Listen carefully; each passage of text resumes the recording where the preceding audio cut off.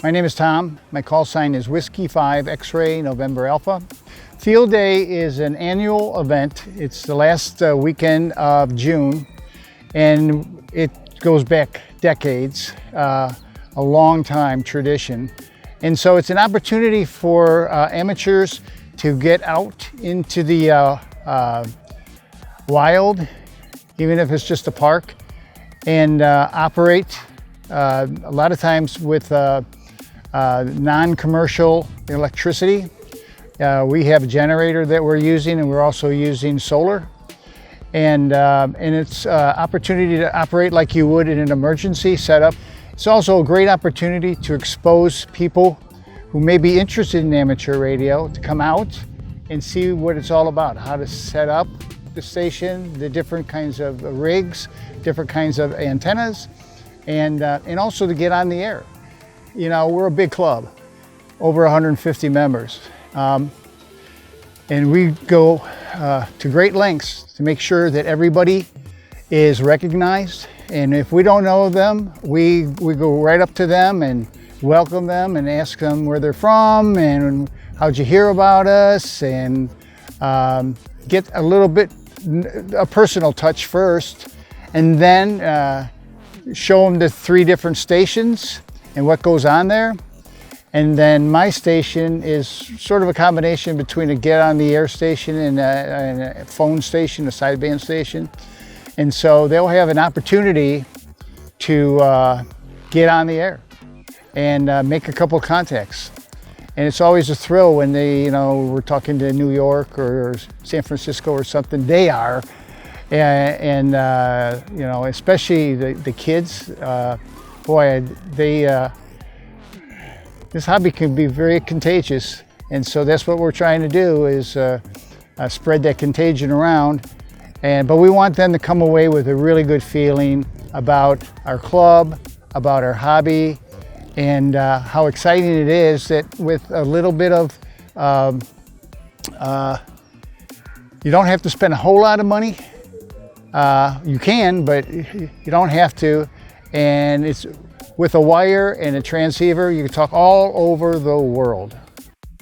My name is Rebecca Garrett. Call sign is KI5NZR. I'm in Fort Smith. I drove up today. I've never done a field day. I'm a tech, new ham. I've had my license since February last year, 21, and actually tested with the Bella Vista Radio Club. I've always kind of had a lot of respect for the Bella Vista Club, and they're just kind of in my heart because they helped me when I was I'm still getting started. And just being here for the little bit of time that I've been here already today, you know, I got to help put up an antenna. I'm looking at different radios and power supplies and everything including solar. And so just in the few hours that I've been here, I've already learned so much. Well, setting up antennas, well, it took us about 3 hours to do it. It's a matter of shooting the ropes up into the trees, and then pulling up the antennas and making sure that the antennas are working. We have an antenna analyzer. We analyze how they do on the bands. And we had about 7 guys helping out, and 7 or 8 guys. And it was hot, so we took a lot of breaks in between. It goes a lot faster in the cooler weather, but it was dangerously hot yesterday. So anyway, we got those up. We made sure that we marked them on the ground so the public wouldn't trip, safety hazard. And then when we came back this morning, thankfully they were still up. And then we started to get our rigs out. Okay, the transceivers, the power supplies, the coax. And so now it's about an hour or so before we start. It starts at 1 p.m. and it'll go until 12:59 p.m. tomorrow Sunday afternoon, and we operate all night long. My name's Chuck Korsendorfer, and my ham radio call sign is KM5G, Kilo Mike 5 Golf. I'm a member of the Bella Vista Radio Club, and my favorite mode for ham radio is CW operation, which stands for continuous wave. And that is the oldest form of radio communication, and it was the backbone of ham radio for many years. And I learned it when I was 13, living in New York State, and it's just stuck with me. I really enjoy it. And I think the CW station up here for Field Day is doing quite well today, making lots of contacts. So CW is not really dying out. There's a lot of activity on CW, especially this weekend.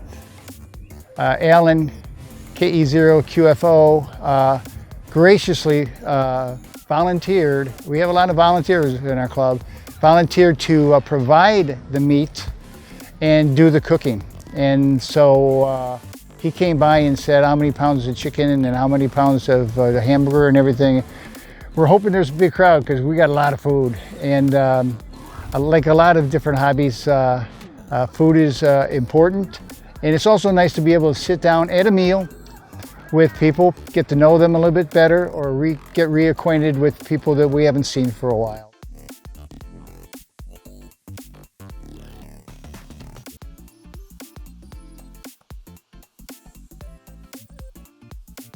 What I've learned from this hobby is you make instant friends, and they're lifelong friends, and we help each other out. If somebody's antenna goes down, a couple of us, we just jump and get our antenna shooters and get those ropes up and get that antenna back up. So we love helping, we love operating, and this is a really intriguing hobby. And I tell you what, if you have kids, this is a wonderful hobby because I've made contacts with places I didn't even know where they were on the map. I had to go look it up. So if your child's school has a geography bee, I guarantee if they're in the hobby for a year, they'll win that hands down. Well, there's all sorts of ways you can do it. Probably the most effective way is to get in a class, and the local radio club sponsors multiple classes, or you can download software offline and go with the software route. A gal today was telling us about the Long Island CW Club, which has all sorts of ways to learn CW. And they really work with you and bring your speed up. And it's like any other skill, or it's really a foreign language. You start off slow and just increase your competency with Morse code, and pretty soon you'll be up there hammering out contacts. I would say, as a beginning ham, the thing that has really been most beneficial to me is actually one-on-one connecting with people who have been in the hobby for a really long time, and everybody is super helpful. They want to help you get started, and they want to tell you what they do right and what they've done wrong, and it's such a supportive community of people. And I wasn't sure going in how much support I was going to have, knowing nothing, not coming from any kind of radio, electronics background, none of that. Coming into a community where everyone just wants to help and support you and answer your questions, and constantly asking you, do you have a question about this? Or it makes all the difference in the world.